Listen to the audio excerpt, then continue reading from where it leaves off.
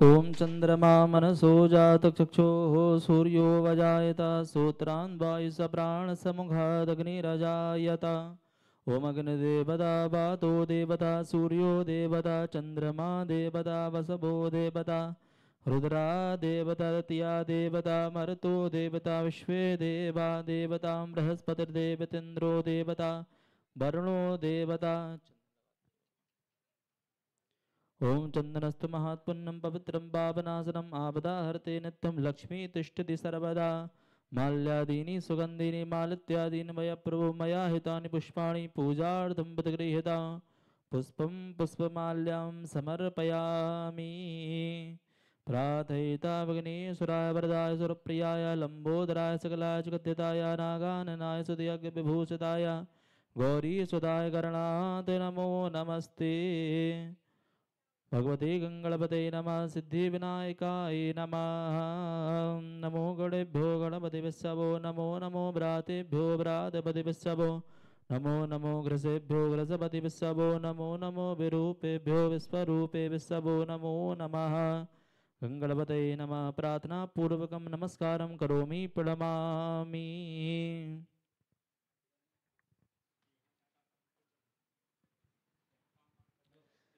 तत्पश्चात आप सभी से आग्रह है कि अपने अपने स्थान पर राज्य गीत के लिए ससम्मान खड़े हो जाएं।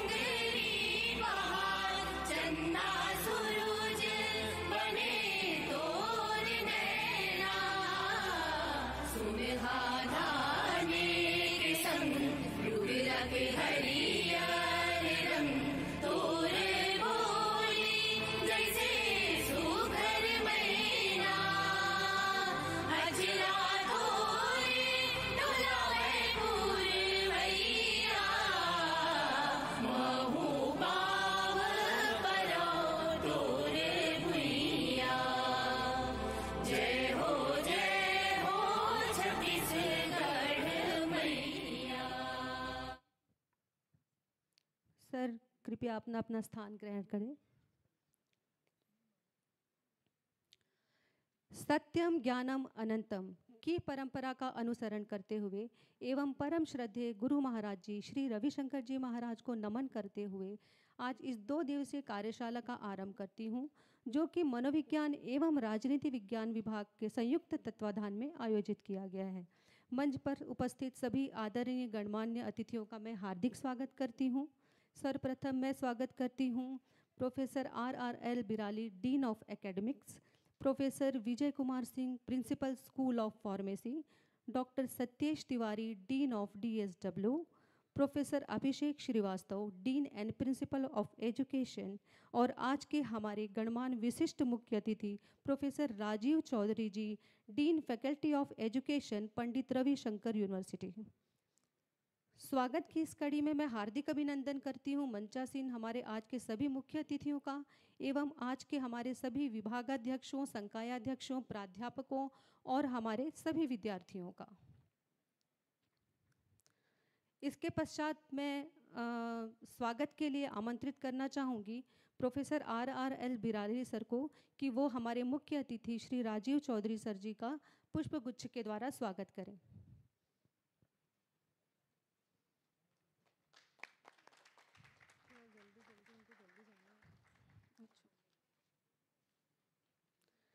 तत्पश्चात मैं आमंत्रित करना चाहूँगी प्रोफेसर RL बिराली सर को कि वो आएं और अपना स्वागत उद्बोधन दें और कुछ आशीर्वचन हमें दें।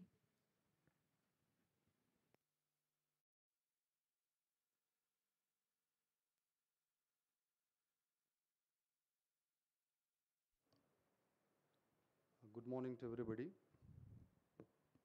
At the outset, I bow my head to the lotus feet of Param Pujya Maharaj Shri,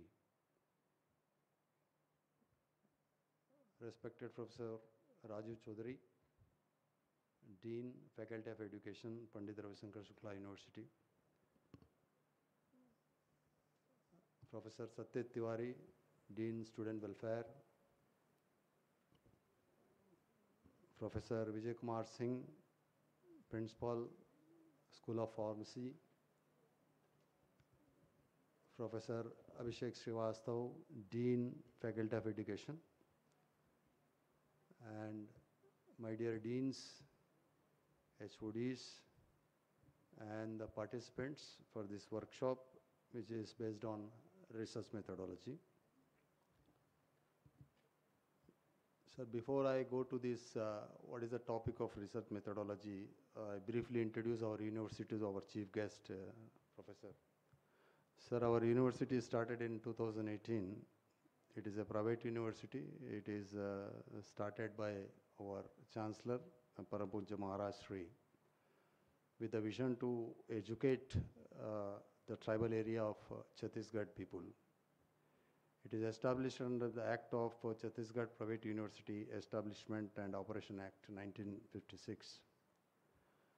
It is spanning over 65 acres. It is multidisciplinary and multi-faculty institution offering programs in arts, commerce, engineering, science, law, pharmacy.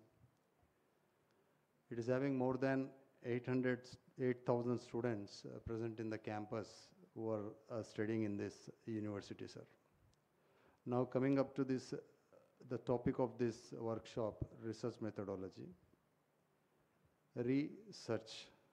If you see the Oxford Dictionary of Research, so you have to search again to get more information. That is the definition of research. But there will be several factors will be considered while you do the research. So research may be experimental, research may be analytical, or research may be numerical. But nowadays, the research is based upon the stream. Based upon the stream means, suppose if you are an art stream, the research will be entirely different. Suppose you are in a science stream, the research will be entirely different. Suppose you are in an engineering stream, the research will be entirely different. Likewise, suppose you are in a pharmacy stream, the research will be entirely different. But the common aspect in this is that the methodology which will be used in your research.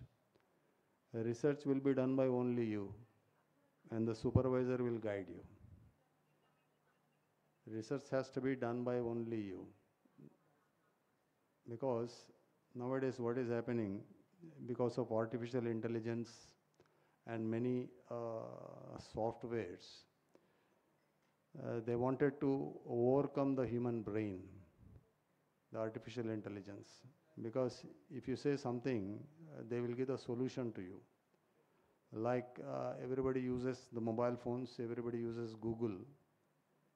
Now if you put something in the Google, it will give the answer to you. Now the issue is that the answer is correct or not, you never knew. Even in our university, we had a lot of issues for that. Suppose we want to search for a guest name, we will search a guest name. If the name is similar and the popular name, that will pop up in the Google and we will take that. The important thing what I wanted to tell you people, those who are doing research, that whatever the information you are getting from the Google, that has to be ratified. See, I am an engineer. My entire research was in experimental. 3 years I was in the lab with an apron. Because research you do, the output of your research has to be practically oriented. Where the research will be used practically, that is important. Because earlier I didn't know that in some of the subjects, if you take 3-4 novels and if you write about those novels, you will get a PhD degree. This part I didn't know, because it happens like that. That is what my initial statement is, that the research depends upon the stream where you are studying or where you are doing research. But if you concentrate, if you work hard, then you will get a good result. Because this type of workshops will enhance the research methodology, what are the methodology you can adopt, and what are the softwares which are available to compile your data. Because you may get a data, and that data has to be compiled perfectly, and from that data you have to draw graphs, or you have to interpret those graphs correctly. So these things will be taught in this workshop. I congratulate Faculty of Arts by taking this type of initiative to organize this type of workshops based on research. Once again, on my personal behalf and from the entire family of Sri Rawatpura Sarkar University, I thank our chief guest, Professor Rajiv Chaudhary sir, who has spared his invaluable time with us to guide and motivate people. Thank you very much.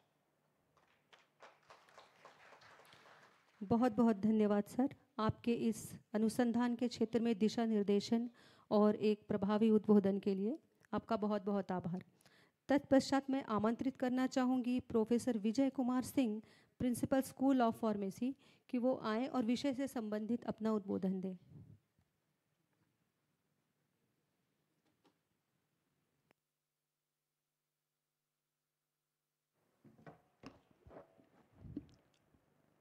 सर्वप्रथम परम पूज्य महाराज श्री के चरणों में दंडवत प्रणाम।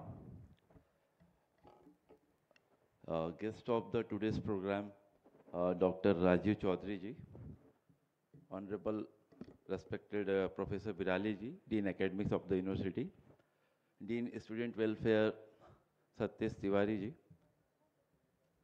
Dean Faculty of Education, Deans of other faculty, faculty members, researchers, and my dear friends, students. I really feel privileged to share my views about the research methodology. As the sir has told, nowadays artificial intelligence and lot of things are available. Different type of softwares are there by which we can do the research. But in my professional career, I am doing my research from the last 20 years. And my experience and learning is somewhat different. What I think is, whenever we're trying to do the research, you have to identify the problem. Where is the problem? Whether you are doing your research in the arts, in education, engineering, science, or whichever the field you are. You have to clear problem. What is the problem? What you want to do? And what will be the expected outcome? So whenever you are trying to think about the research and you are trying to identify the problem, you will find that you need the sampling. And that sampling needs proper expertise, experience, and remember one thing, no one is perfect, only the practice makes the one perfect. So whenever you are trying to do the research, you have to opt the proper methodology. You should know how to compile the data, and for these things, you have to do the proper literature survey. Once you clear about your goal, about your problem, then you have to think about the methodology. Whatever the methodology you are going to opt, that one is going to give you a data, and that compilation of data is called the research methodology. Different type of data is there, different way of expression is there. Different field is having different objective, and different objectives is having different outcomes. So, as per my opinion, whenever you are trying to do the research, here a lot of fellows are attending this program in the hybrid mode, I mean online mode. and a few of are present in, and they are going to join in the physical mode, and we have a very good speaker with us, those who have a very huge experience about research methodology. And as the today's topic is tools and technique, nowadays research is very emerging, and now it is one very common terminology is multidisciplinary research, or in other words, we can say that interdisciplinary research. So whenever you are going to think about the research, you have to think it in out of box, something different. And for now, as sir told, ki artificial intelligence and lot of the softwares are available. But I am going to suggest you one thing, ki if you are trying to do the research, first you learn the MS Office. You have to know about the Excel. Once you know the Excel, you can do anything. That is enough from my side. Best of luck. Once again, I thanks to call me and share my views about the research methodology and all. Thanks to all. आपका बहुत बहुत धन्यवाद sir. विषय से संबंधित इस प्रभावी उद्बोधन के पश्चात मैं आमंत्रित करना चाहूँगी doctor Satish Tiwari, dean of student welfare. Sir कृपया आइए। Thank you madam. आज के वर्कशॉप के chief guest doctor Rajeev Chaudhary ji, respected dean academic doctor Birali sir, my dear colleagues, and most important, students and research scholars. मैं ज़्यादा कुछ नहीं बोलूँगा, we are already running late, तो मैं सोचता हूँ कि इसको मैं ज़्यादा लंबा ना खींचूँ, पर मेरे दिमाग में जो चल रहा है मैं 2 मिनट में बस उसको बोलूँगा। जब मैंने टॉपिक सुना, मैडम मेरे पास आई थी कि सर हम लोग इस पे वर्कशॉप ऑर्गेनाइज करने जा रहे हैं, तो चूँकि एक एज हो गई है और बहुत सारी ऐसी वर्कशॉप अटेंड कर चुके हैं, तो लगा था यार बहुत कॉमन चीज़ है, कुछ नया करते ज़्यादा अच्छा होता। फिर जैसे जैसे सोचते गए, दिन बीतते गए, और जब मैं वेरियस, चूँकि रिसर्च कमेटी का यहाँ के मेंबर भी हूँ, डिफरेंट रिसर्च स्कॉलर्स का प्री पीएचडी वाइवा और पीएचडी वाइवा अटेंड करते हैं हम लोग, तब मेरे को ये फील हुआ कि ठीक है वो टॉपिक हमारे लिए तो ये पुराना हो चुका है, पर जहाँ हम गलती कर रहे हैं वो यही गलती कर रहे हैं कि हम अपने स्टूडेंट्स को इस जो मेथोडोलॉजी है रिसर्च की, उसके बारे में उनको गहनता से विचार करना और गहनता से उनको समझाना, इस पे हम लैक कर रहे हैं शायद। इट्स वेरी इजी कि आप बच्चे के वाइवा में बैठें और उसको बोलें कि इसको ऐसा होना था, इसको आपने ऐसा नहीं किया, ऐसे क्वेश्चनर्स बनाने थे, ऐसी डेफिनेशन लिखनी थी, ऐसा कैपिटल लेटर में लिखा है आपने, इसको स्मॉल लेटर में लिखना चाहिए था, स्मॉल लेटर में लिखा है, कैपिटल लेटर में लिखना चाहिए था।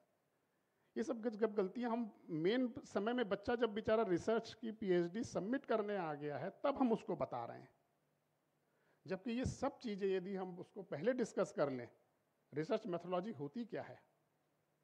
वर्कशॉप, आज जो हम ये हमारी वर्कशॉप है, वर्कशॉप का मतलब क्या होता है?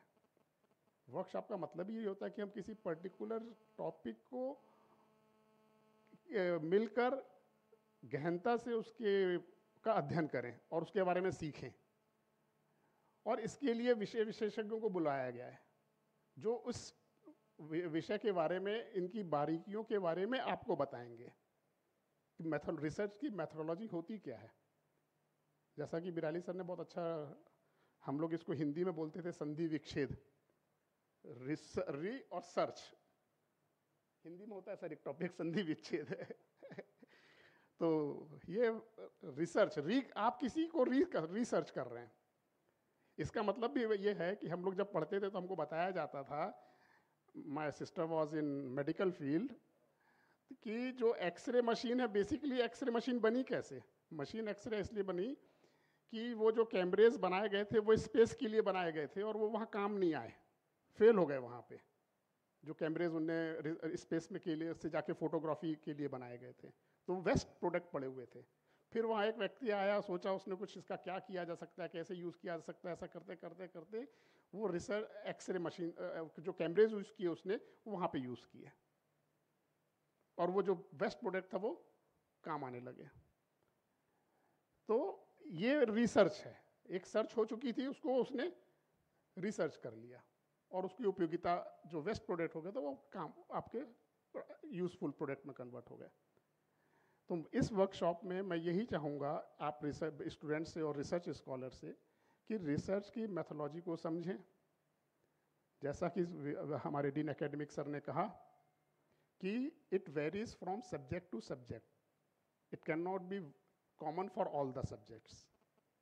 तो हमको उस चीज़ को भी ध्यान रखना है कि एक मेथोलॉजी हर जगह अप्रोच नहीं हो सकती, यूजफुल नहीं हो सकती, सब्जेक्ट टू सब्जेक्ट वेरी करेगी, उसको भी समझें। जब आप यहाँ से इस वर्कशॉप को अटेंड करके जाएं तो अपने डिपार्टमेंट में जाके अपने टीचर, अपने गाइड से बात करें, जानें उस चीज़ को कि सर हमारे लाइन के लिए क्या मेथोलॉजी इंपॉर्टेंट है। आप कुछ समय दीजिए उसको, डायरेक्ट रिसर्च पेपर पब्लिश करना ही नॉट इम्पॉर्टेंट, कि कैसे हम उस, जब आप ये चीज़ों को समझ लेंगे तो मैं सोचता हूँ आधा आपका काम ऐसे ही बहुत आसान हो जाएगा। तो this I am very thankful to the two departments, psychology department and political science department, कि उनने इस वर्कशॉप को यहाँ ऑर्गेनाइज किया। और आई एम एक्सपेक्ट करता हूँ कि ये आप सब लोग के लिए बहुत फ्रूटफुल होगी और आप रिसर्च मेथोलॉजी की बारीकियों को यहाँ पे अच्छे से अध्ययन कर पाएंगे। Thank you very much. आपका बहुत बहुत आभार सर, शोध के बारे में इतनी सूक्ष्म जानकारी देने के लिए। और नई जानकारी, जैसे आपने बोला कि कैमरे जो थे वो स्पेस के लिए बनाए गए थे, पर बाद में वो एक्सरे मशीन के रूप में यूज़ होने लगे। तो इस प्रकार की जानकारी के लिए आपका बहुत आभार देती हूँ। अगली कड़ी में मैं आमंत्रित करना चाहूँगी professor Abhishek Srivastava sir, dean and principal of education. स्वागत है सर।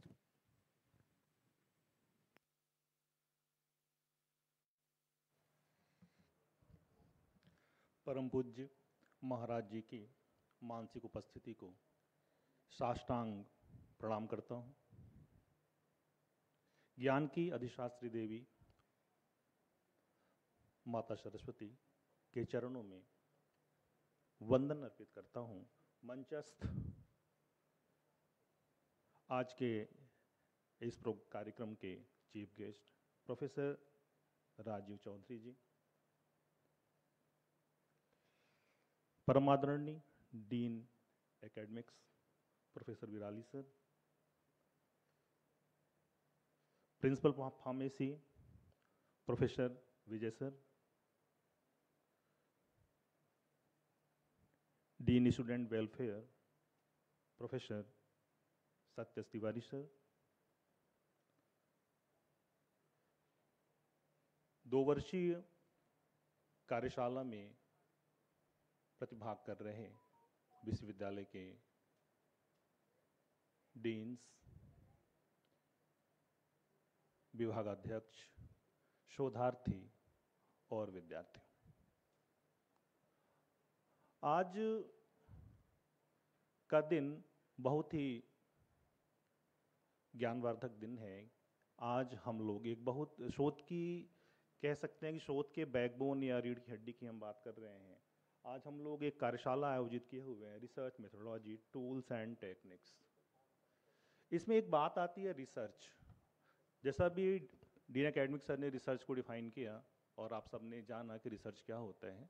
इससे कुछ समानार्थी शब्द भी भारतीय परंपरा में हैं, जैसे गवेषणा, शोध, अनुसंधान। अगर हम गवेषणा की बात करें तो गवेषणा का अगर हम विक्षेप करें तो कहते हैं गवेषणा का मतलब होता है गोधन इषणा। इषणा का मतलब होता है खोज करना। गो का मतलब यहाँ विशिष्टता है, तो विशिष्टता की खोज करना ही गवेषणा है। तो हम कह सकते हैं कि अनुसंधान में, रिसर्च में, शोध में, गवेषणा में क्या करते हैं, किसी एक विशिष्ट लक्ष्य का पीछा करते हैं और उस लक्ष्य या उस समस्या के समाधान की ओर आगे बढ़ते हैं और उस समस्या को प्राप्त करते हैं। एक और समानार्थी शब्द आता है अनुसंधान। यहाँ भी दो शब्द दिखाई पड़ता है, अनु और संधान। महाभारत में आपने सुना होगा तीरों का संधान हो रहा है, या संधान या किसी चीज की ओर आगे बढ़ना। अनु का मतलब होता है किसी एक निश्चित दिशा में, संधान का मतलब आगे बढ़ना। अगर हम किसी एक निश्चित लक्ष्य या किसी एक निश्चित दिशा में हम अपने कार्य प्रणाली को आगे बढ़ाते हैं, अपने कार्य को आगे बढ़ाते हैं, तो उसे हम क्या कहते हैं? अनुसंधान। अनुसंधान का अर्थ क्या हो गया? एक निश्चित दिशा की ओर आगे बढ़ना। तीसरा बड़ा अच्छा शब्द इस्तेमाल होता है अनुसंधान में, रिसर्च में, शोध, है ना। तो शोध, शोधार्थी भी हम कहते हैं, है ना, शोध करने वाले भी कहते हैं। ये शोध का मतलब क्या है? शोध का मतलब होता है शुद्ध करना। ये शब्द आया कहाँ से? यह शब्द आया स्वर्णकारों के यहाँ से। सोने को जब हम शुद्ध करते हैं या शोधित करते हैं तो क्या होता है? उसका मुख्य भाग हमें प्राप्त होता है। तो शोध का मतलब भी यहीं पे है कि हम जब हम रिसर्च में उतरते हैं या जब हम एक उसका प्रपोजल बनाते हैं या सिनॉप्सिस बनाते हैं, तो सब कुछ अनसर्टेन होता है ना। हम एक समस्या का पीछा करते हैं या हम कुछ वेरिएबल्स डिसाइड करते हैं, वेरिएबल्स के अगेंस्ट हम कुछ रिव्यू करते हैं, रिव्यू के बाद कुछ हम एक रिसर्च गैप आइडेंटिफाई करते हैं, फिर ऑब्जेक्टिव्स फॉर्मुलेट करते हैं, फिर हाइपोथेसिस, फिर रिसर्च डिज़ाइन और बाकी सारे काम करते हैं। और इस काम की शुरुआत, ये सारे काम में हम करते क्या है? हम एक कह सकते हैं कि हम सामान्य से विशिष्टता की ओर चलते। तो सामान्य से विशिष्टता की ओर चलना ही शोध कहलाता है। तो इस तरह से हम शोध को डिफाइन कर सकते हैं। और आज के इस जो दो दिन का वर्कशॉप है, इस वर्कशॉप में जो भी प्रतिभाग करेंगे वो इस बातों को जानेंगे कि हम रिसर्च की डिज़ाइन कैसे करते हैं, हम समस्या का फॉर्मुलेशन कैसे करते हैं, हम कैसे शोध समस्या को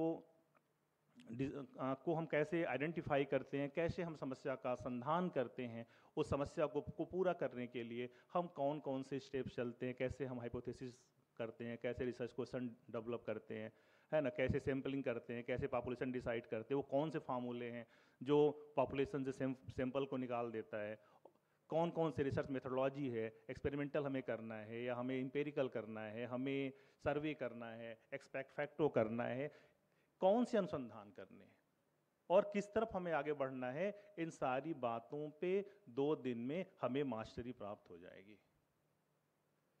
सभी प्रतिभागियों से हमारा यही निवेदन है, पूरे तन मन को लगा के इस 2 दिनों को अगर आपने अच्छे से यहाँ इस कार्यशाला में आपने सीखा, तो निश्चित रूप से शोध संबंधी जितनी भी जिज्ञासाएं हैं आपके मन में वो शांत तो होंगी और भविष्य के शोध के लिए भी आप अच्छे ढंग से तैयार हो जाएंगे। इन्हीं शब्दों के साथ मैं अपनी वाणी को विराम करता हूँ। बहुत बहुत धन्यवाद। आपका बहुत धन्यवाद सर, शोध से संबंधित इन तकनीकों के बारे में बताने के लिए। जो छोटी छोटी चीज़ें हम सामान्यतया नहीं जान पाते हैं, उन सारी चीज़ों को आपने बताया। अब सभी के आभार के बाद मैं बताना चाहूँगी, आज के हमारी इस कार्यशाला का एक छोटा सा परिचय देना चाहूँगी मैं। एक मजबूत शोध पद्धति एक विश्वसनीय और प्रभावपूर्ण अध्ययन की रीढ़ होती है जो सभी के लिए लाभदायक है और समाज के विकास के लिए अति आवश्यक है।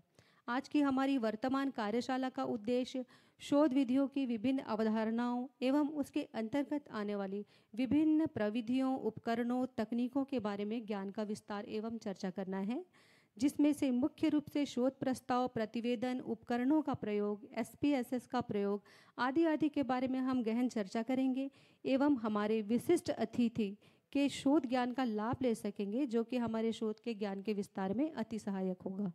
अब आगे के कार्यक्रम के संचालन के लिए मैं आमंत्रित करनी चाहूँगी अपने साथी अंजना प्रसाद जी को कि वे आएँ और आगे के कार्यक्रम का संचालन करें।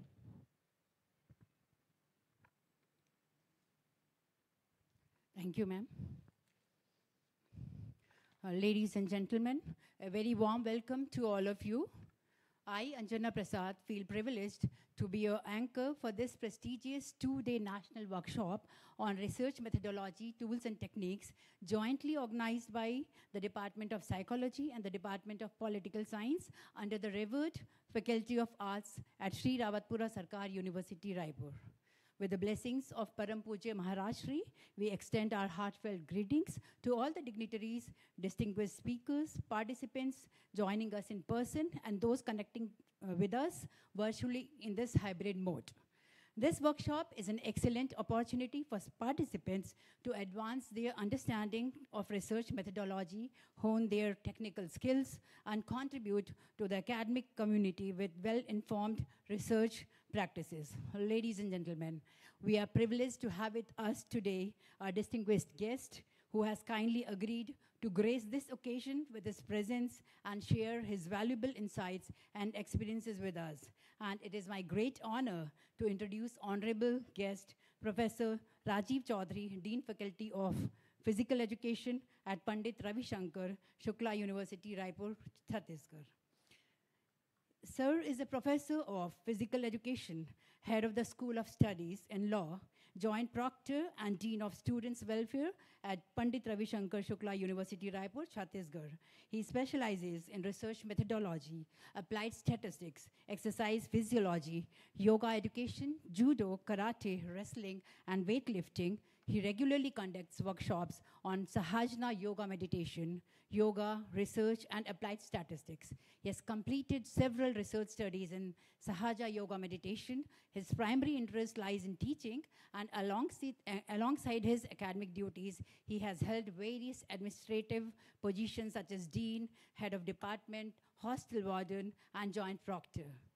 He has also trained sports team that has won medals at inter-university and national levels. Today's major focus will be on the tools and techniques that aid in research paradigm, essential qualities of researchers, methodological issues in qualitative research, and report writing. Additionally, he is actively involved with several federations and associations related to different sports. In this workshop, today he will be speaking on research, methodologies, tools, and techniques, focusing on research paradigm, etc. So dear audience, we'll now commence today's proceedings with the first technical session led by honorable guest, Professor Rajiv Chaudhary, Dean Faculty of Physical Education. Sir, we are eager to hear your comments, so please. That's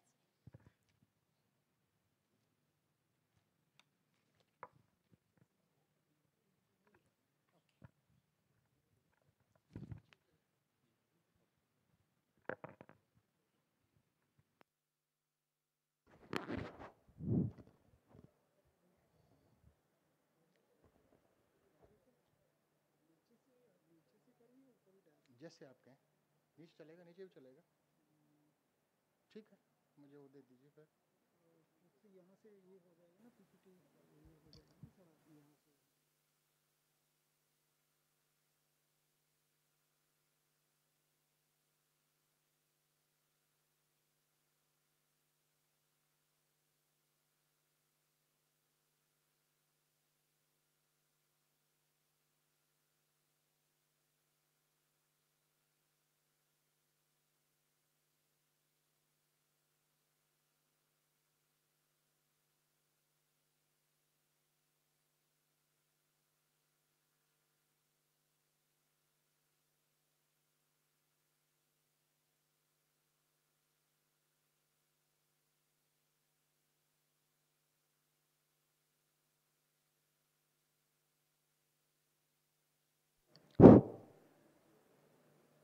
Honorable Dean Academics, respected Principal Education, Principal Pharmacy, and Dean Student Welfare, professors from different departments, head of the departments, and dear participants and students. At the very outset, I would like to express my sincere thanks to each and every unit associated with this organization. I am feeling great pleasure as I got this opportunity. I am directed by Madam to speak on the title Research Paradigms, Essential Qualities of Research Methodologies, Issues in Research, as well as Report Writing. उससे पहले मैं आप सबसे पूछना चाहूँगा, in which language you will prefer to hear, किस भाषा में आप सुनना पसंद करेंगे? इंग्लिश, हिंदी और in mixed language? Okay, I will speak in both the languages, English as well as Hindi. मैं अपनी बात आप तक पहुंचाने में कहीं असमर्थ रहता हूं, तो without hesitation you may interrupt in between. The delivery will be of one way process, will not be of one way process, it will be of two way process. आप संकोच ना कीजिएगा। इस पूरे प्रस्तुतिकरण को विभिन्न भागों में विभाजित किया गया है, 3 भागों में विभाजित किया गया है। First I will discuss about the different approaches of research, after that we will discuss about the research report writing. Madam assigned me simple topics, कोई ऐसे जटिल एक विषय नहीं दिया गया है, सामान्य से विषय को मुझे दिया गया है बात करने के लिए। Third topic is the main, third sub part is the main part, that is important issues, factors to be considered. These are the important points which should be kept in the entirety of our mind if we want to excel in the field of research. One quote given by the eminent personality from the field of research I would like to share with you, साझा करना चाहूँगा आपसे, जो कि एक अनुसंधान शोध, sir ने कई नाम बताए, शोध, अनुसंधान और एक और गूढ़ नाम बताया था कोई। तो सिग्निफिकेंस के बारे में बात करें, यदि इसके एक महत्व के बारे में बात करें, तो यह कोट, यह कथन बहुत कुछ कहता है। Anything without research is like shooting an arrow into the air and then looking for the target to catch it with. किसी भी क्षेत्र में, केवल रिसर्च के क्षेत्र में नहीं, केवल मैनेजमेंट बिजनेस स्टडीज में नहीं, केवल एजुकेशन में नहीं, हर क्षेत्र में किया गया कार्य बिना शोध अनुसंधान के उस प्रकार से है कि जैसे तीर कमान से पहले तीर छोड़ें और फिर कहें कि किस लक्ष्य पर उसको भेजना है। बहुत अर्थपूर्ण और गहरा कथन है, गहरा अर्थ है इसका। तो शुरू करते हैं पहले भाग से, अप्रोचेस से। हर व्यक्ति विशेष के जीवन में कार्य करने की अप्रोचेस होती हैं। In the field of research we have 2 different types of approaches, either this और दिस। पहली अप्रोच की बात करते हैं। The first approach is known as theory development approach. Sir ने बताया था कि research is a process whereas activities are carried out systematically to find out the solution of any problem, कि एक प्रॉब्लम से लेकर सॉल्यूशन तक की जो यात्रा करते हैं रिसर्च है। और शाब्दिक अर्थ के बारे में भी बात की, consist of 2 words, re plus search. लेकिन हम सब भूल गए कि what is the need to find out again and again. When the standard solution is established, कोई समस्या लेकर हम चले, उसका समाधान हमें मिल गया। जब एक बार हमें समाधान मिल गया तो what is the need to find out again and again? इसका उत्तर है, in the field of research there is no standard answer. Since there is no standard answer in the field of research, there is a need to find out again and again. And when the standard answer is established, that becomes a theory, that becomes a principle. उस दिन सिद्धांत की उत्पत्ति होगी। लेकिन बात कर रहे हैं पहली अप्रोच की, theory development approach. This is based on logics. Logics means scientific laws are inferred on the basis of observation. संक्षिप्त में हम जान लें कि starting line will be observation and the finishing line will be establishment of theory. Observation के आधार पर हम सिद्धांत की उत्पत्ति करते हैं। इस अप्रोच को लेकर कोई भी शोधार्थी, कोई भी अनुसंधान करता चलता है, that comes under the category of theory development approach. दूसरी अप्रोच की बात करते हैं। Next approach is a testing theory approach. ये टेस्टिंग थ्योरी अप्रोच को जो अधिक महत्वपूर्ण मानते हैं वो मानते हैं कि नहीं, theory development approach is invalid. वो कहते हैं कि ये इनवैलिड है। क्यों? वो कहते हैं कि they believe that on the basis of observations theories can not B established, principles can not B established. Observation के आधार पर सिद्धांत की उत्पत्ति नहीं की जा सकती, इनका मानना है। और गहराई से बात करते हैं one by one. This first approach, theory development approach, is a qualitative approach, एक गुणात्मक अप्रोच है और इसको कहा जाता है इंडक्टिविज्म। वी क्रिएट ए थ्योरी, लेकिन किस आधार पर? On the basis of A observation, जिसकी चर्चा मैं पहले कर चुका हूं। और these types of studies are conducted by gathering a large data. दूसरी तरफ टेस्टिंग थ्योरी अप्रोच की हम बात करें, this is a quantitative approach, वो मात्रात्मक अनुसंधान के अंतर्गत आएगा। उसको हमने कहा था इंडक्टिविज्म, इसको कहा जाता है डिडक्टिविज्म। लेकिन एक सबसे महत्वपूर्ण वाक्य आप सबके सामने है कि we do deductive since use earlier studies. If we conduct any research to attain the degree of diplomas, कोई भी हम अनुसंधान या शोध कार्य करते हैं किसी डिग्री को अर्जित करने के लिए, पीएचडी, डिलिट, डीएससी या डिजर्टेशंस करते हैं, मास्टर डिजर्टेशंस, तो हमारी जो है वो सेकंड वन अप्रोच है, सेकंड अप्रोच है। क्यों? कि we use earlier studies, we include the review of related literature in our study. लेकिन कुल मिलाकर जो सबसे महत्वपूर्ण बात है, there is no sharp line dividing these two approaches. हम बेशक बात कर रहे हैं कि ये इंडक्टिविज्म है, ये डिडक्टिविज्म है, ये थ्योरी डेवलपमेंट अप्रोच है, ये टेस्टिंग थ्योरी अप्रोच है, लेकिन it is very difficult to differentiate both the types of approaches.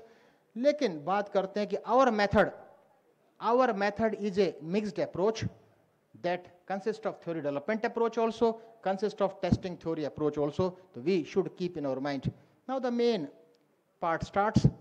दूसरा भाग बिल्कुल एक सिंपल सा है। तीसरे भाग में कुछ महत्वपूर्ण बात करेंगे जो कि एक शोधार्थी को, नए शोधार्थियों को जानना चाहिए, नए अनुसंधानकर्ताओं को जो जानना चाहिए। Research report, first we submit proposal, पहले आप शोध प्रस्ताव सबमिट करते हैं, शोध प्रस्ताव के अनुरूप अपना कार्य करते हैं, and we divide this whole story, whole journey into different parts and we have to present in the form of a research report.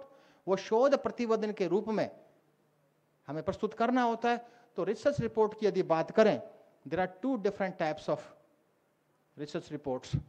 One is for the award of a degree, PhD, DLitt, DSc, किसी degree को अर्जित करने के लिए जो प्रतिवेदन जमा करेंगे वो एक अलग प्रकार का है। And the report that we have to submit after the completion of the research project, किसी भी शोध कार्य may be funded by ICSSR, may be funded by WHO, may be funded by CG Cost, may be funded by UGC। तो उसको पूर्ण करने के बाद जो हम प्रतिवेदन जमा करते हैं, फॉर्मेट विल बी डिफरेंट। लेकिन कोई एक सटीक फॉर्मेट निर्धारित नहीं है किसी भी प्रतिवेदन के लिए, but I classified the contents of the research report into different classes that may be acceptable in each field, maybe business studies, maybe engineering researches, biomedical researches, educational researches also, scientific researches also। तो बात करते हैं तो किस प्रकार का होगा? What are the major differences between these two? One major difference is of the format, another is of financial aid. If we, in the first category, when we submit the report in the form of an award of a degree, no financial aid is given by the agency or a university. On the other hand, if we conduct any research and we submit the research report in the form of a project, financial aid is provided by the funding agencies. तो research report writing की कहानी शुरू करते हैं। We divide the whole story of the research report नए शोधार्थियों के लिए in the three different categories. प्रीलिमिनरीज पहला भाग होगा, प्रारंभिक सामग्री। दूसरा भाग होगा मेन बॉडी, मुख्य भाग। तीसरा होगा रेफरेंस मटेरियल, संदर्भ सामग्री। पूरी रिसर्च रिपोर्ट को, शोध प्रतिवेदन को हम तीन भागों में विभाजित करते हैं, तीनों भागों की विस्तार से चर्चा करते हैं। Let's start with the first, that is preliminaries, प्रारंभिक सामग्री। प्रारंभिक सामग्री में क्या होगा?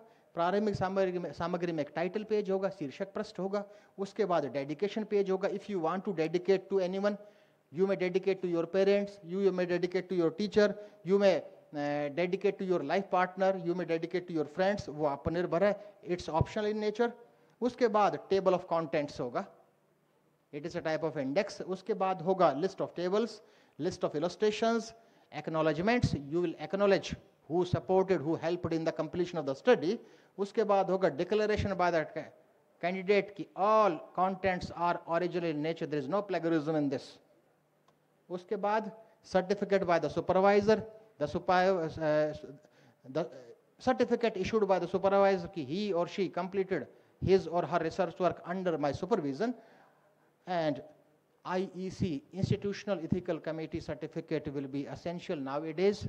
The plagiarism will be less than 10% as per the UGC guidelines, and you have to include the plagiarism certificate also by checking the plagiarism by using different softwares।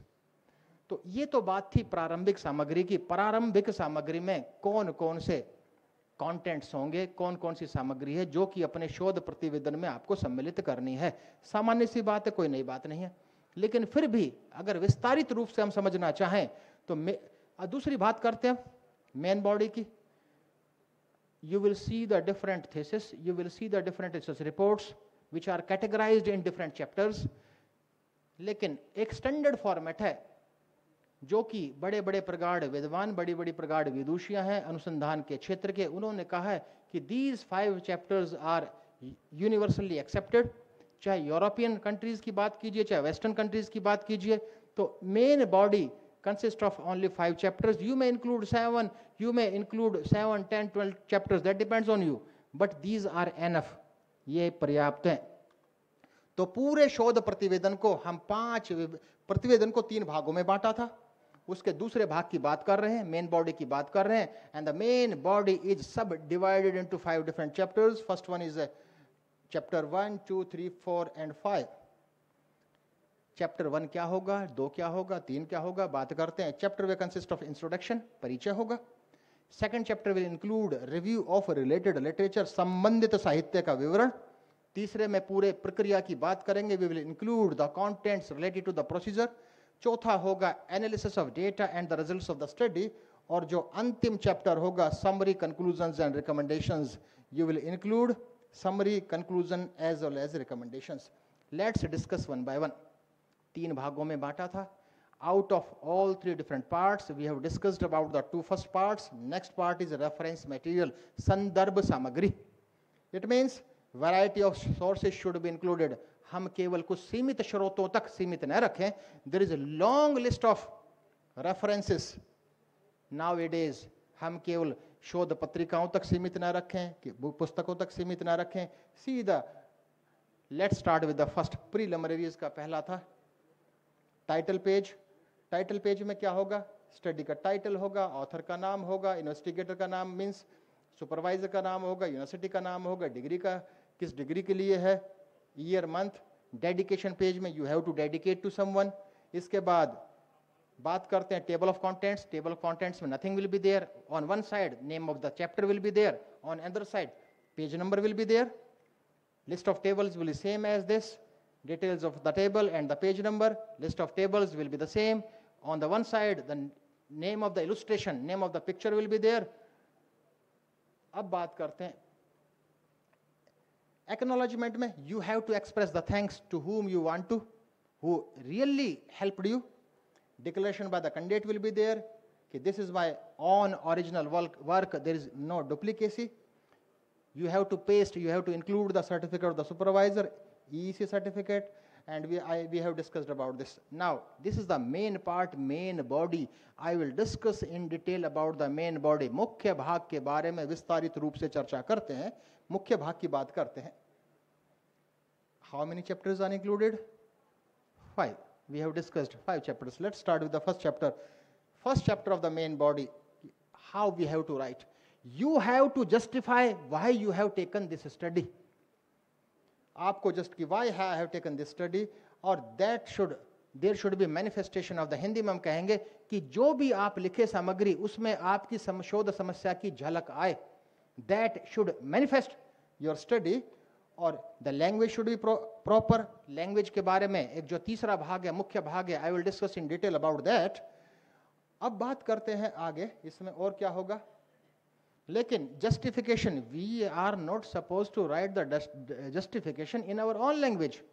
You have to justify with the supporting researches. एक supported researches से हम justify करने का प्रयास करेंगे. ठीक. अब सब कंटेंट्स टू बी इंक्लूडेड. पहले चैप्टर की बात कर रहे हैं, अगेन आई रिपीट, जिसका नाम है इंट्रोडक्शन, जिसका नाम है परिचय, उसके सब कंटेंट्स होंगे. फर्स्ट होगा statement of the problem. You have to write down the statement of the problem. After the statement, what will be the statement? The title is considered as a statement of the problem. अलग अलग पुस्तकों में अब statement of problem के बारे में कुछ अलग अलग भिन्नताएं पाई जाती हैं, लेकिन सटीकता यही है कि title of your research study is considered as a statement of the problem. Next is you have to write down the objective. After that, you have to formulate the hypothesis and you have to include the hypothesis. परिकल्पना को लिखेंगे. परिकल्पना के बाद आप लिखेंगे delimitations. What do you mean by delimitation? Delimitation means the scope of the study. For example, this study is delimited to the females only. Second point may be, this study will be delimited to the females of Chhattisgarh only. यानी क्षेत्र का निर्धारण करेंगे. This scope is considered as a delimitation. The study will be delimited to the females of 12 to 18 years only. Age हो सकता है, gender हो सकता है, location हो सकता है, variables हो सकता है. The study will be delimited to only 4 psychological variables: anxiety, stress, depression, etc. तो कुल मिलाकर you have to write in detail about the delimitations. You may write in a form of a paragraph also, you may write in the form of points also. Next is limitations. चर्चा करूंगा मैं अगले भाग में limitations. Limitation means the factor which are beyond your control, the factor which are beyond the control of investigator but affect the study. अनुसंधानकर्ता या शोधार्थी के नियंत्रण से बाहर वो कारक लेकिन आपके अध्ययन को प्रभावित करेंगे. These will be considered as your limitations. ये आपके अध्ययन की सीमाएं हैं. For example, any bias that may exist due to insincere responses of the subjects may be considered as the limitation of the study. कि आप जबरदस्ती तो कर नहीं सकते, उनका जो रेस्पॉन्स है इनसिंसियर हो सकता है. Any effect due to daily routine, food habits, lifestyle may also be considered as a limitations of the study. तो ये थी बात. अगला है definition and explanation of terms. आप अपने अध्ययन में उन शब्दों को परिभाषित करेंगे जो या तो उसके ड्यूअल मीनिंग है या एक आम व्यक्ति विशेष के लिए समझना मुश्किल है. फार्मेसी में कोई ऐसी टर्मिनोलॉजी है मान लीजिए जो कि आम व्यक्ति के ज्ञान से बाहर है, तो यू हैव टू डिफाइन. कोई एक लेमैन भी उसको पढ़े तो जान जाए कि व्हाट यू हैव डन. अगला है this is the main important part of your study, significance of the study. The last part of this introduction यानी परिचय का अंतिम उपबिंदु, इसमें you have to write down the significance. What will be the practical utility of your research in the society. समाज में इसकी क्या practical utility है, you have to write down in detail about that. We have discussed in detail about the first chapter, that is known as introduction, and we have also discussed about the sub contents of introduction.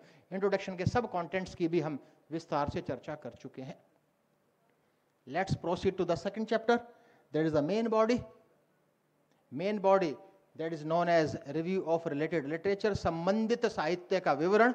संबंधित साहित्य के विवरण में you may divide, you में जरूरी नहीं है, it's not essential, you may divide the whole chapter, the whole second chapter that is review of related literature in 2 sub parts, that is critical literature and allied literature. जरूरी नहीं है किसी भी शोध, जिस शोध कार्य को आप कर रहे हैं उससे सीधा संबंध करने वाला रखने वाला लिटरेचर आपको मिले. Critical literature means the literature which is directly related to your study. Allied literature means the literature which is indirectly related to your study. You may include both the type of literatures. As an investigator, we should try our level best to include critical literature. If the critical literature is not available, in that case, you may include allied literature also. Out of 5 chapters, we have discussed about 2. Let's proceed to the third chapter, procedure. मैं पहले बता चुका हूं कि तीसरा भाग महत्वपूर्ण भाग है जो डिफरेंट इश्यूज हैं, लेकिन ये सामान्य सी बात है. वी ऑल नो कि how to write a research report, लेकिन हाँ पुनरावृत्ति कर रहे हैं, बात कर रहे हैं प्रोसीजर. जिस प्रक्रिया को हमने अपनाया है, सर ने बताया था वक्तव्य के दौरान कि different types of study may be conducted. You may conduct survey studies also, you may conduct case studies also, you may conduct experimental studies also, you may conduct philosophical studies also, historical, दुनिया भर की हैं. लेकिन प्रत्येक प्रकार के अध्ययन में एक प्रकार की प्रक्रिया नहीं होगी. The procedure will be different for different types of studies. लेकिन उन सब कंटेंट्स को यहाँ सूचीबद्ध या सम्मिलित किया गया है. These are applicable to all types of researches more or less. लगभग हर जगह वो लागू हैं. तो कौन कौन सी है? Selection of the subjects. Suppose, for example, you are going to conduct quantitative researches. Simple example लेते हैं. Suppose you are going to conduct a study on the title, effect of meditation on stress. For example, investigator want to find out the effect on stress only due to meditation. की meditation का तनाव पर प्रभाव यह शोध कार्य कर रहे हैं. तो selection, for example, the subjects were selected from this university, age was this, gender was this, पूरी जो कहानी है आप method of selection कि you selected randomly by using random sampling, by using stratified random sampling, cluster sampling, probability sampling, non probability sampling, किस न्यायदर्श विधि का आपने उपयोग किया, वो सब चर्चा इसमें करेंगे. Next is selection of variables. इस हाइपोथेटिकल एग्जांपल में, इस परिकल्पनापूर्ण उदाहरण में, effect of meditation on stress, you may write in different forms. For example, in my language, you may say that in this study, meditation was considered as independent variable and stress was considered as dependent variable. इसमें ध्यान को स्वतंत्र चर के रूप में रखा गया और तनाव को आश्रित चर के रूप में रखा गया. इस तरह की भाषा का आप उपयोग कर सकते हैं. The language will be yours. बात करते हैं अगला, क्राइटेरियन मेजर्स, कि what was the criterion measures to measure the variable. Dependent variable इस काल्पनिक उदाहरण में stress. For example, stress was measured by such and such tool established by such and such. आपको बताना है पूरा.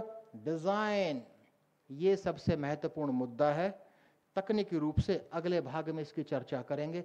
Same study can be conducted by using different research designs. वही अध्ययन अलग अलग शोध अभिकल्पों को अपनाकर किया जा सकता है. वही अध्ययन, फॉर एग्जाम्पल, अभी जो एक हमने आज एक टाइटल फ्रेम किया, effect of meditation on stress, इसी अध्ययन को, कि ध्यान का तनाव पर प्रभाव, इसी अध्ययन को अलग अलग शोध अभिकल्पों से किया जा सकता है.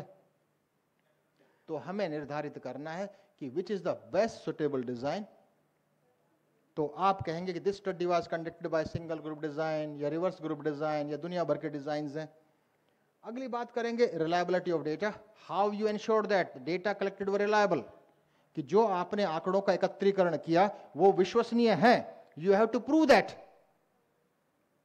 For example, एक तरीका है, the reliability of data was established by test-retest method. एक तरीका है ये भी कि आपने उसी डेटा को दो बार कलेक्ट किया. If the responses are same, in that case, you may say yes, reliability of data was ensured by test-retest method by using the Pearson's product moment method of the correlation. इस तरह की किसी भी भाषा का जो उपयोग करना चाहें आप, एडमिनिस्ट्रेशन ऑफ टेस्ट, कि आपने टेस्ट का एडमिनिस्ट्रेशन कैसे किया, टूल डिस्ट्रीब्यूट किया, सामान्य सी बात है. उनको इतना समय दिया, कितना समय उसको टूल को भरने के लिए दिया, प्रैक्टिकल था, थ्योरेटिकल था, क्वेश्चनियर था, इंटरव्यू था, क्या मेथड था आपका, एडमिनिस्ट्रेशन कैसे किया. जो सबसे महत्वपूर्ण भाग है इस तीसरे चैप्टर का, प्रोसीजर का, मेथडोलॉजी का, प्रक्रिया का, वो है statistical technique used to analyse data.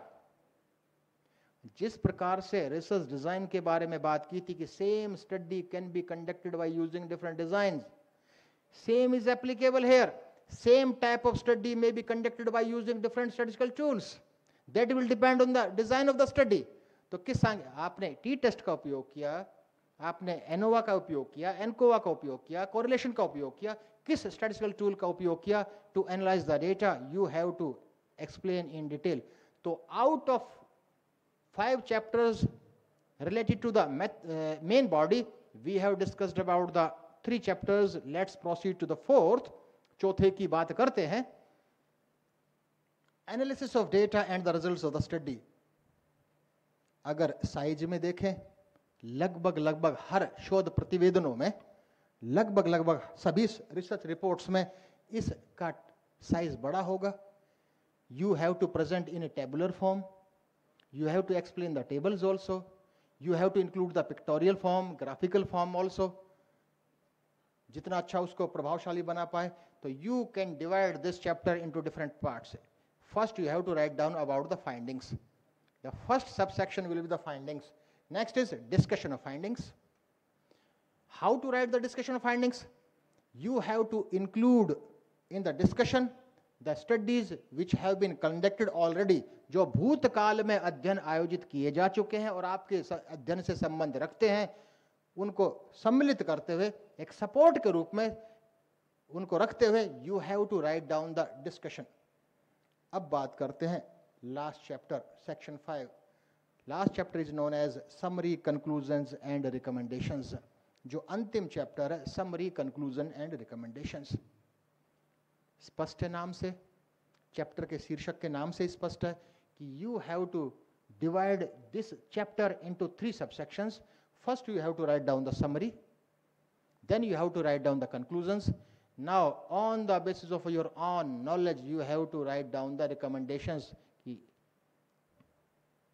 तो ये पूरी कहानी थी, सिंपल सी, एक फॉर्मेट के बारे में, प्रयास किया गया आप सबसे चर्चा करने का। अब बात करते हैं तीसरे मुख्य भाग की, रेफरेंस मटेरियल, संदर्भ सामग्री। एक सेंटेंस यदि आपको याद हो तो शुरू में कहा गया था, variety of sources should be included. Variety of sources होने चाहिए। आमतौर पर 3-4 स्रोतों तक ही हमारे रेफरेंसेस सीमित रहते हैं, रिसर्च पेपर्स, बुक्स। लेकिन आज के दिन तो वैरायटी ऑफ सोर्सेज की I listed few. See, variety of sources में क्या हो सकता है? ये लंबी सूची है, देखिए कितने वैरायटी ऑफ सोर्सेज हैं। आजकल तो आप इंक्लूड कर सकते हैं डेटा सेट को भी, फिल्म या वीडियो के। अगर आप देखते हैं कि video clip is reliable in nature, you may include that also. Blog को भी आप, जो शोध पत्रिकाएं हैं indexed in the top journals of the world, कि विश्व स्तरीय शोध पत्रिकाओं में जो शोध पत्र प्रकाशित हुए हैं उनमें आप रेफरेंस देखेंगे, वो ब्लॉग्स को भी, ट्वीट तक को भी इंक्लूड करते हैं।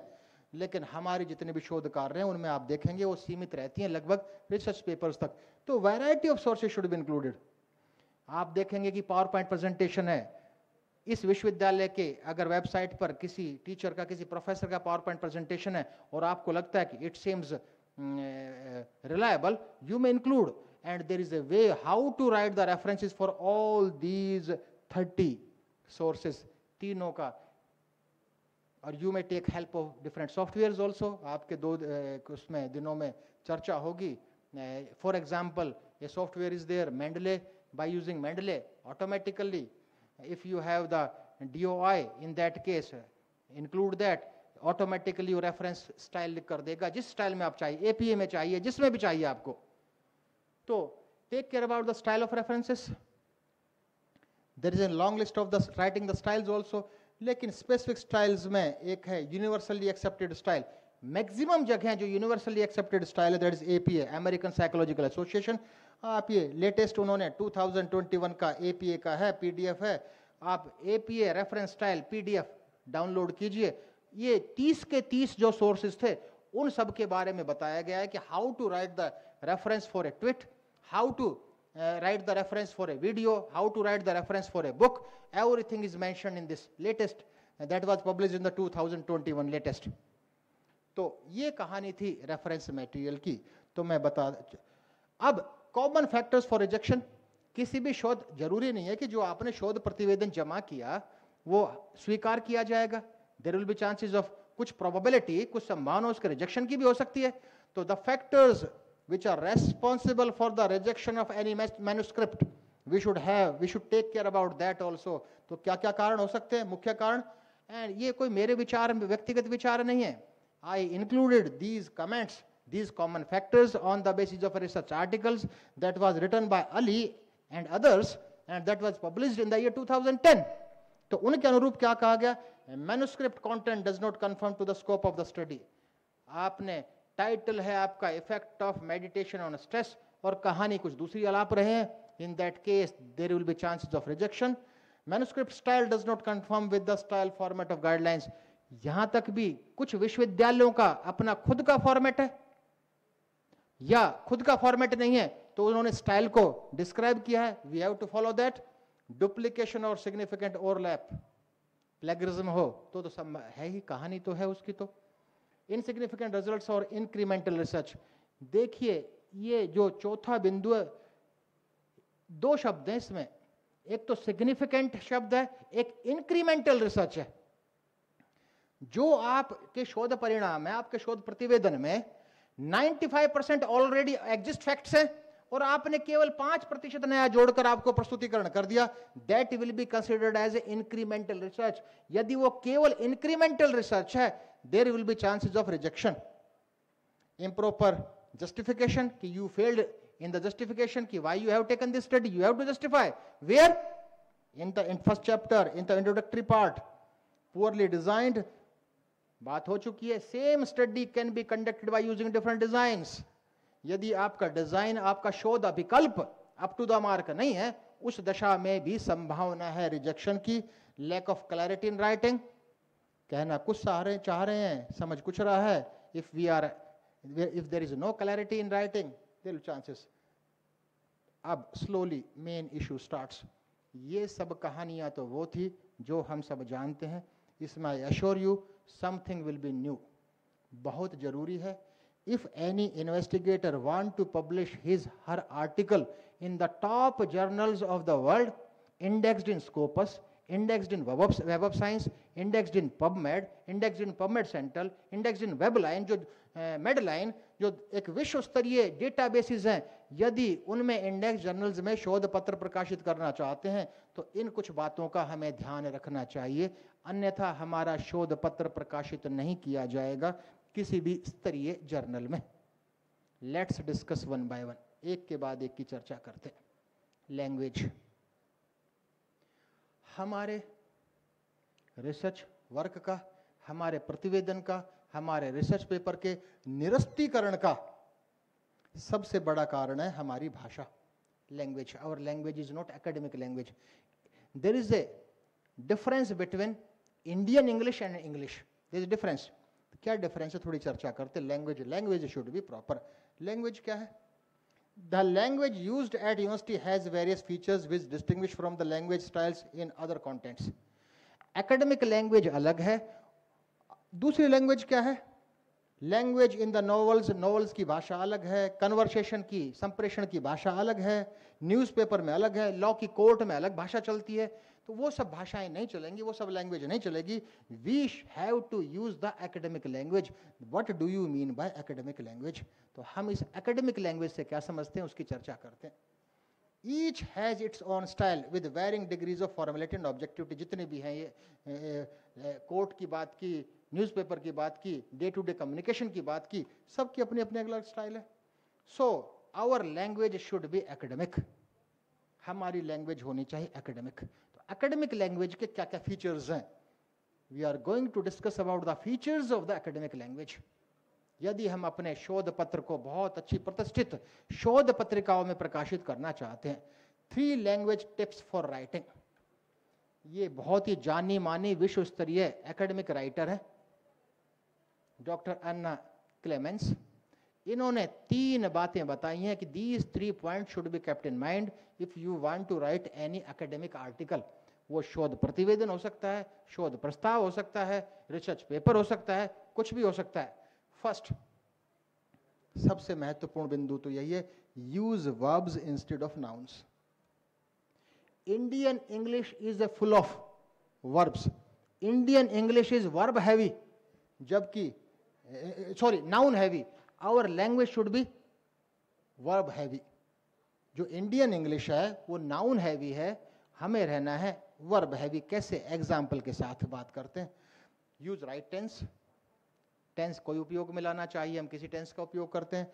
और कॉन्सिस्टेंट टर्मिनोलॉजी, हम भारतीय दृष्टिकोण से बात करें, आप जितने भी इंडियन रिसर्च पेपर्स देखेंगे, हम एक ही बात को विभिन्न शब्दों से प्रस्तुत करते हैं तो हम समझते हैं कि हम बहुत बड़े प्रगाढ़ विद्वान हो गए, लेकिन वह भी रिजेक्शन का एक कारण हो सकता है। Let's discuss one by one. पहला है, हमारा आर्टिकल, हमारी भाषा, हमारी लैंग्वेज वर्ब हैवी होनी चाहिए, नाउन हैवी नहीं होनी चाहिए। तो थोड़ा सा स्कूल भूतकाल को याद करते हुए स्कूल की बातों को याद करते हैं। Text that are very noun heavy are really hard to read. Sentences with powerful verbs are much quicker to grasp. Verb heavy होंगे तो समझने में भी आसान होंगे और कम शब्दों में आप अपनी बात रख सकते हैं। Among the nouns that is noticed, research किन किन नाउन्स का उपयोग करते हैं अधिक? ये लिस्ट है कुछ नाउन्स की। हम पेपर्स में agreement, disagreement, investigation, analysis, examination, comparison, increase, decrease, एक पेपर में इनमें से लगभग सभी शब्दों का उपयोग किसी रिसर्च पेपर में होता है कि यहाँ मैं एग्री हूँ, इससे डिसएग्री हूँ, ये एग्जामिन किया मैंने, ये एनालिसिस किया। दुनिया भर किस तरह के शब्दों का उपयोग करते हैं। लेकिन थोड़ा सा बात करते, if any researcher uses his or her corresponding verbs instead, his or her sentences will be very less convoluted. समझने में भी आसान होंगे, रिजेक्शन के कम चांसेस होंगे। स्कूल की भाषा की बात करते हैं। नाउन हमने पढ़ा था स्कूल में, name of a person, place, time, thing. पढ़ते आए हैं, 4th 5th क्लास में हम सब पढ़ते आए हैं। और दुनिया इसको if we classify the nouns, एक प्रॉपर नाउन है, स्पेसिफिक है नाम से, जैसे राजीव, कुलदीप, जो भी है। दूसरा कॉमन नाउन है, इट्स नॉन स्पेसिफिक है, जैसे ऑथर, ऑथर कुछ भी हो सकता है, ग्रुप है, बैंड है, नेम ऑफ द बैंड। अगला हो सकता है ये जो प्रॉपर नाउन है ये कंक्रीट हो सकता है, that is perceived by the sense, और दूसरा कलेक्टिव हो सकता है, और एब्स्ट्रैक्ट नाउन हो सकता है, that is known as analysis. तो किस नाउन का अधिक उपयोग करते हैं? एब्स्ट्रैक्ट नाउन का हम करते हैं। थोड़ा सा एग्जाम्पल के माध्यम से, उदाहरण के माध्यम से आप सबके समक्ष प्रस्तुत करने का प्रयास किया गया है कुछ सेंटेंसेस को। पहले सामान्य सेंटेंसेस, फिर रिसर्च के सेंटेंसेस की बात की गई है। सामान्य general example, my imagination was to be the best research paper writer, कि मेरी इमेजिनेशन थी बनना एक बेस्ट रिसर्च पेपर राइटर। और इसी शब्द को देखिए, I imagined being the best research paper writer, बात वही है, सेंस वही है, सब कुछ वही है। एक नाउन हैवी है, एक वर्ब हैवी है, दूसरा प्रभावशाली है, पहला प्रभावशाली नहीं है, दूसरा समझने में आसान है, साथ साथ शब्दों को भी कम कर दिया। जितने भी आपको टॉप जर्नल्स मिलेंगे विश्व में, वो सेंटेंस की फ्रेमिंग इस प्रकार की होगी। लेकिन अब रिसर्च की भाषा में बात करते हैं। Specific research related example, we present an analysis in the judo performance because we observed slight improvement in the judo performance, our results are in agreement with the literature। अनुसंधान करता ये लिखना चाहता है इन द डिस्कशन पार्ट में मान लीजिए, और इसी को ही हमने रिफ्रेज किया, we analyse the judo performance because the performance improved slightly, our results agree with the literature. क्या हुआ? कंक्लूजन क्या है? सेकंड एग्जांपल कंटेन्स 2/3 वर्ड्स, 1/3 शब्दों को भी कम कर दिया, और उसी बात को हमने प्रभावशाली तरीके से भी रख दिया। तो कुल मिलाकर पहला ये ध्यान रखना चाहिए कि language should be up to the mark. 3 tips में से जो कि डॉक्टर एना ने जो दिए है, उन 3 टिप्स में से एक टिप की बात हमने कर ली। यूज राइट टेंस, सामान्य सी बात है। When to use present tense, when to use past tense, सामान्य सी बात है। Generally if you describe actions that took place, use past tense. Examples आप सबके सामने हैं। अब बात करते हैं प्रेजेंट टेंस का कब उपयोग करना है, पास्ट टेंस का। ये एक सबसे महत्वपूर्ण तीसरा बिंदु जो ध्यान रखना, consistent terminology. I also guided 23 PhD scholars, तो उन सब में मैं देखता था वो लिख कर लाते थे कि एक ही चीज को बार बार अलग अलग शब्दों से प्रेजेंट करते थे और समझते थे कि इसका प्रभाव अधिक अच्छा पड़ेगा। छोटा सा एग्जाम्पल है, यह भी एक इशू है। एग्जाम्पल है, देखिए एक रिसर्चर ने उसी थीसिस में, उसी रिसर्च रिपोर्ट में एक जगह सिग्नल शब्द का उपयोग किया, एक जगह इलेक्ट्रॉन काउंट का उपयोग किया। सिग्नल भी वही है, इलेक्ट्रॉन काउंट भी वही है, और एक जगह उसको एब्रिविएशन में EC लिख दिया, एक जगह उसको इंटेंसिटी लिख दिया। यानी he or she described the same thing by using 4 different terminologies. तो this is not acceptable in the world class journals. ये एक्सेप्टेबल नहीं है वर्ल्ड क्लास जर्नल्स में किसी शोध प्रति। Always stick to only one, किसी एक शब्द का चयन कीजिए और पूरे थ्रू आउट द रिसर्च प्रतिवेदन, throughout the research report we have to use that terminology consistently. एक रूपता से उसका उपयोग करें, चेंज ना करें। आगे चलते हैं। यूज ग्रामरली ऐप, फ्री है, काफी हद तक तो फ्री भी है। अगर हम इंक्लूडिंग मी ऑल्सो, हम सबकी इंग्लिश ठीक है, बोलने बालने में ठीक है, लेकिन एकेडमिक राइटिंग उतनी उच्चतम शिखर तक की नहीं है, तो you can use the Grammarly app. Grammarly app क्या है? एक्सटेंशन है ब्राउजर का, वो तो आपके ईमेल को भी करेक्ट करेगा, आपके लेटर ड्राफ्ट करे उनको भी, जो भी आप स्क्रीन पर लिखेंगे वो आपका ग्रामर चेक करेगा, स्पेलिंग चेक करेगा, प्लेगरिज्म इंक्लूडिंग प्लेगरिज्म ऑल्सो, आप उसमें प्लेगरिज्म भी चेक कर सकते हैं, पंचुएशन की क्लैरिटी, एंगेजमेंट, वो आपको ऑप्शंस देगा। जो सेंटेंस आपको लगे अच्छा उसको ऑप्ट कर लीजिए। रियल टाइम यानी अलग अलग प्लेटफॉर्म पर काम करता है, माइक्रोसॉफ्ट वर्ड पर काम कर रहे हैं, वहां भी मेल पर, फेसबुक पर भी कुछ कमेंट लिख रहे हैं, तो वहां भी आपको सजेस्ट करेगा कि this is the best suitable sentence. This Grammarly app is actually coined as being your free grammar assistant. वो हम सबका फ्री ग्रामर असिस्टेंट है। अब स्पेसिफिक बात, effect size, size of effect. हमारा आज का परिकल्पनापूर्ण उदाहरण क्या था एक स्टडी का? Effect of meditation on stress, ये था। आपने अध्ययन किया, अच्छा डिजाइन था, अच्छी टेक्निक का उपयोग किया, सांख्यिकी तकनीक का भी, और हम आप 99 का 100% रिसर्चेज में आप देख लीजिए, आप कहेंगे कि yes results of the study revealed that there is a significant effect of meditation on stress. Yeah, there is no significant effect of कि प्रभाव पड़ा प्रभाव नहीं पड़ा यहीं तक सीमित करते हैं। अरे भाई, प्रभाव इतना भी पड़ सकता है, प्रभाव इतना भी पड़ सकता है, प्रभाव इतना पड़ सकता है। तो we should include the size of the effect. Top journals में, टॉप रिसर्च प्रतिवेदनों में आप देखेंगे कि they use the word terminology partial eta squared value. It means we can find out the size, कितने प्रभाव पड़ा तो कितना पड़ा।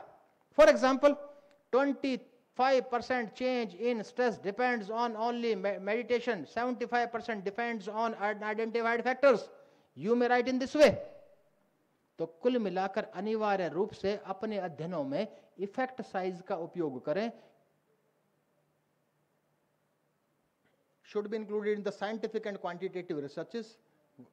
अब ये उससे महत्वपूर्ण है कॉन्फिडेंस इंटरवल, कि we should include the confidence intervals also.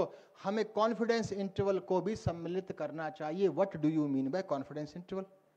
ये तो सबसे महत्वपूर्ण तथ्य और बिंदु है, दैट शुड बी इंक्लूडेड। कैसे? मैं अगर आपसे विद्यार्थी, छोटे विद्यार्थी बैठे हैं, शायद फार्मेसी डिपार्टमेंट के, एप्रन बता रहा है, ये बताइए कि आप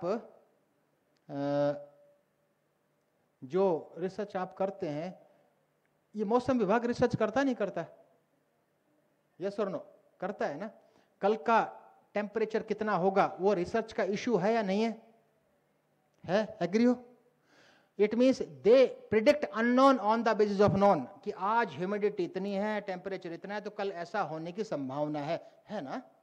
By using regression models, linear regression, multiple regression, logistic regression, they establish models, they predict कि what will be tomorrow। एक रिजल्ट आज रेडियो पर या टीवी पर मौसम विभाग ने प्रिडिक्शन किया, एस्टिमेशन किया, अनुमान लगाया और आपको कहा कि कल का टेम्परेचर 5 से 50 डिग्री के बीच में रहेगा, तो आप गर्मी के कपड़े निकाल कर रखेंगे या सर्दी के तैयार रहेंगे? 5 से 50 डिग्री के बीच। आप कहेंगे तो बेवकूफ बना रहा, सबको पता है 5 से 50 डिग्री के बीच में होना है। और वही मौसम विभाग प्रेडिक्शन स्टडी करता है, tomorrow's temperature will be in between 5 to 7 degrees, we will be ready for cold. यही है जो पहला था उसमें कॉन्फिडेंस नहीं है, कॉन्फिडेंस इतना हो गया, दूसरे में कॉन्फिडेंस है। It means in simple language we can say that by the help of confidence interval we can test the quality of our results, कि हमारे जो परिणाम है इस अध्ययन के कितने गुणवत्तापूर्ण है।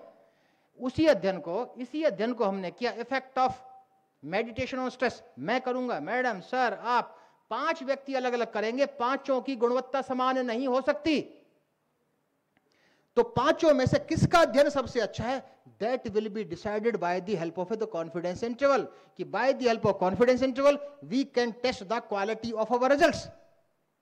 आगे चलते हैं।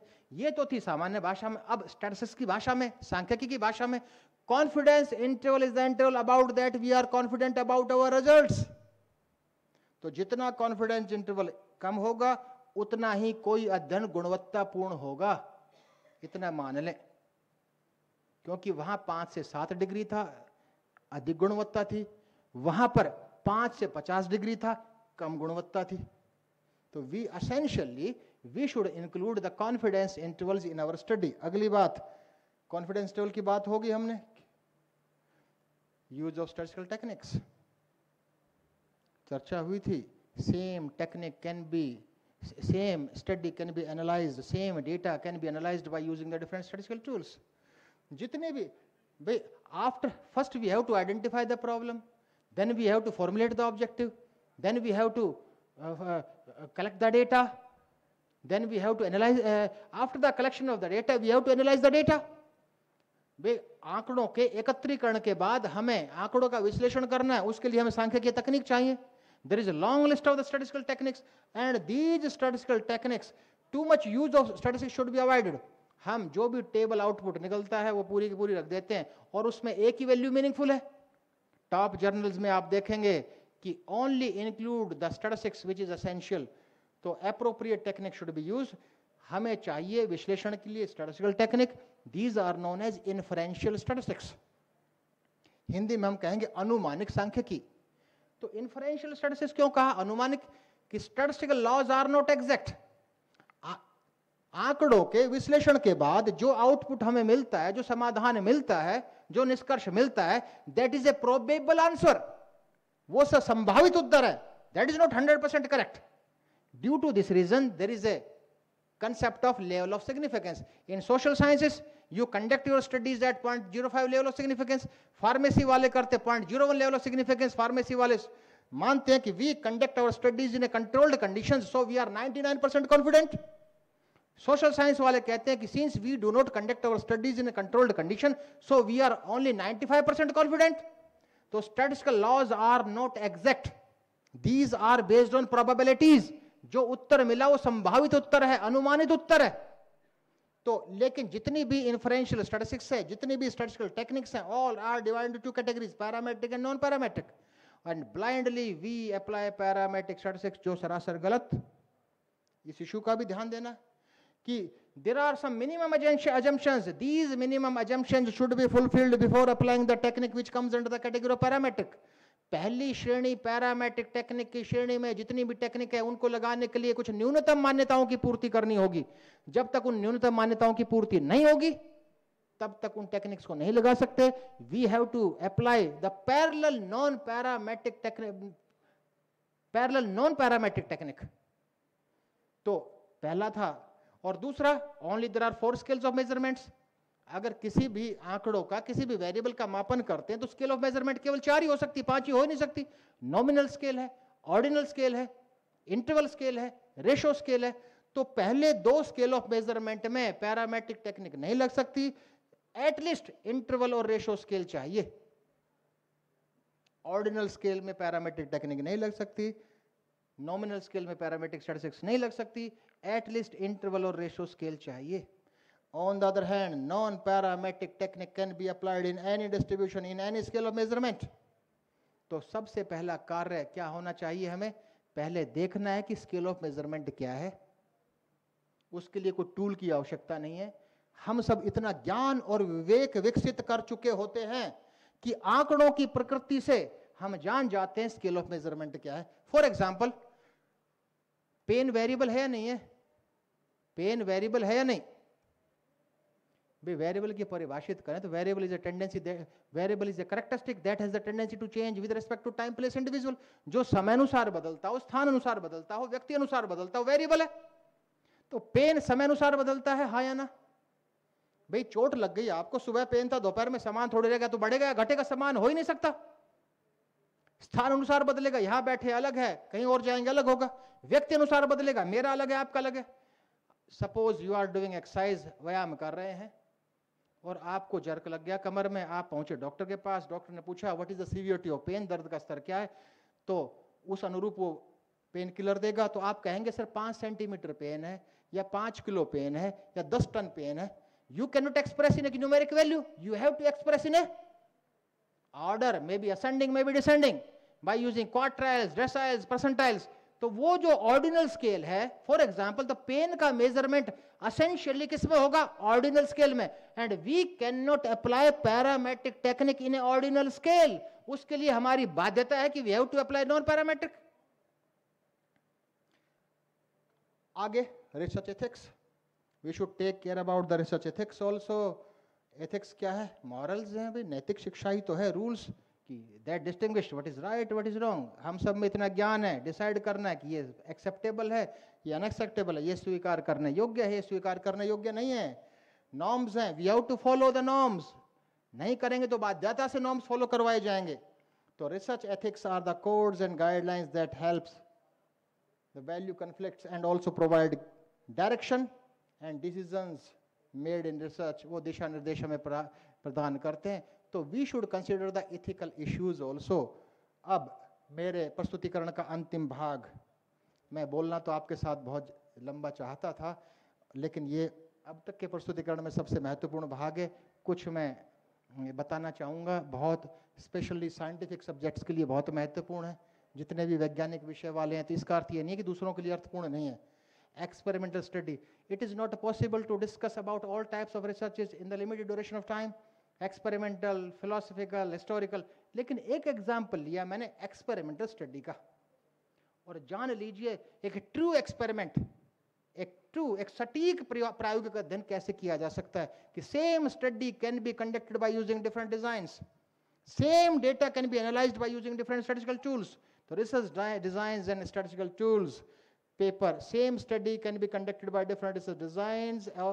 Always use the designs that are full of experimental control, जिसमें प्रायोगिक नियंत्रण सबसे अधिक हो, उसका उपयोग कीजिए. एग्जाम्पल छोटा सा, इस स्लाइड को केवल समझिए, बहुत कुछ ये स्लाइड कहती है.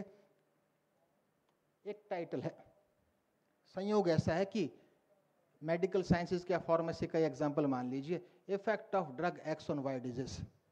एक्स नाम की दवाई का वाई नाम की बीमारी पर प्रभाव. एक्स नाम की कोई दवाई दी जा रही है और वाई नाम की दवाई पर कोई प्रभाव छोड़ रहा है या नहीं छोड़ रहा है, कि वो बीमारी को बढ़ा रही है, बीमारी को कम कर रही है, या कोई प्रभाव नहीं पड़ रहा है. Investigators interest is to find out the change in Y only due to X. कि केवल एक्स मात्र से होने वाले वाई में परिवर्तन को ज्ञात करना उद्देश्य है किसी भी अनुसंधानकर्ता का. और इस काल्पनिक उदाहरण में इंडिपेंडेंट वेरिएबल है ड्रग एक्स, जिसका that is known as a treatment, उपचार, और उपचार है एक्स, और जिस पर प्रभाव देखा जाता है that is known as a dependent variable. तो इस काल्पनिक उदाहरण में डिपेंडेंट वेरिएबल क्या है? डिपेंडेंट वेरिएबल क्या है? डिजीज है. डिजीज है ना, वाई नाम की डिजीज है. चेंज यहां पर उद्देश्य है कि change in y only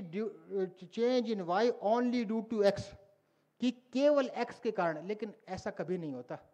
दुनिया भर के ताम जहां हम अपना प्रभाव छोड़ेंगे, घर में खाना कैसा खा रहा है, डेली रूटीन कैसा है, लाइफस्टाइल कैसा है, लेकिन हमारा उद्देश्य तो एकमात्र x का प्रभाव ज्ञात करना है. x के साथ साथ जो प्रभाव छोड़ रहे हैं उनका प्रभाव ज्ञात करना हमारा उद्देश्य नहीं है. तो change in y only due to x plus something, जो कि 3 एग्जाम्पल लिए गए हैं, daily routine, food habits, lifestyle, heredity, 4 लिए गए हैं. इन चारों का प्रभाव ज्ञात करना अनुसंधानकर्ता का उद्देश्य नहीं है. अनुसंधानकर्ता का उद्देश्य केवल किसका प्रभाव ज्ञात करना है? एक्स का. तो change in Y only due to X is known as treatment variance. Change due to treatment, in this example treatment is X, and change in dependent variable other than this is known as error variance. Error variance. तो हमें जिस सिद्धांत को follow करना है वो है maximisation of treatment variance and minimisation of error variance. हमें ऐसे शोध अभिकल्प का चयन करना है जिसमें ट्रीटमेंट वेरिएंस का मैक्सिमाइजेशन और एरर वेरिएंस का मिनिमाइजेशन हो. इस सेंटेंस से स्पष्ट है, error variance can not be eliminated. Error variance को नकारा नहीं जा सकता. It means we can try our level best to minimize the error variance. हम भरपूर प्रयास कर सकते हैं एरर वेरिएंस को कम से कम करने का. Same study can be conducted by these 3 designs. इन तीनों डिजाइंस में, ये तीनों डिजाइन अच्छे नहीं हैं, आप पढ़ लीजिएगा. I will give this slide also. ये भी अच्छा नहीं है, ये भी अच्छा नहीं है. Best design is the post test only. This is based on the law of a single variable. The concept was given by John Stuart in the year 1972. आज की कोई कहानी नहीं है. तो ये पूरी कहानी थी. मैं रहना तो आपके साथ चाहता था, लेकिन I have an urgent meeting. मैं आप सबसे माफ़ी चाहता हूँ. I tried my level best to present the contents related to the research, new trends also, issues also. We have discussed about the approaches also. Again, I express my sincere thanks to the organizers and as well as to each and every unit associated with the organization. Thank you very much.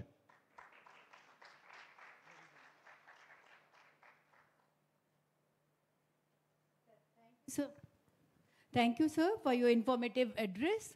Your insights have certainly helped to gain perceptions on the topic, research methodology, tools and techniques, aided in the research paradigm, essential qualities of researchers, methodological issues in qualitative research and report writing. And I'm sure many of the participants are going to ask for your PPT presentation because it was at par, especially the example of the experimental study was amazing. It is a masterpiece and masterstroke. Thank you so much, sir, for all your time. And I would also like to mention that we have the reporters with us. Hindi reporter is being done by Mr. Shishir Chandra Chatur. Sir, he is there. And the English reporter is being done by Dr. Rashi. She has taken and jotted down all the points what you have said. And collectively, it will be given to Dr. Naresh Gautam, sir, the co-convener. Yeah, it's the end, just end. So as a token of love, our heartfelt appreciation and love, we would like to present the moment of respect, the memento to the respected Rajiv Chaudhary, sir, and may it serve as a lasting reminder of our gratitude. And I request our respected co-convener, Dr. Naresh Gautam, sir, to do the honor. Let's give a huge round of applause.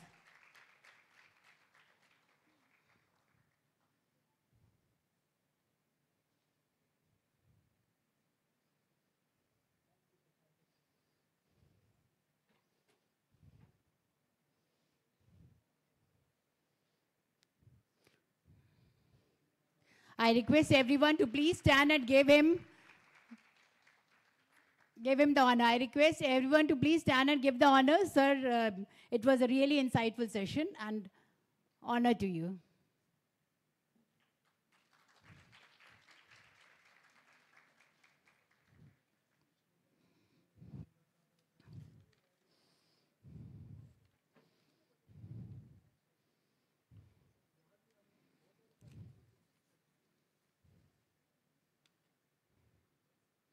Thank you, sir. Thank you all for joining us, and we look forward for a day full of insights and learning going ahead. And let us all join after the break at 2 p.m. positively. So let's take a break now.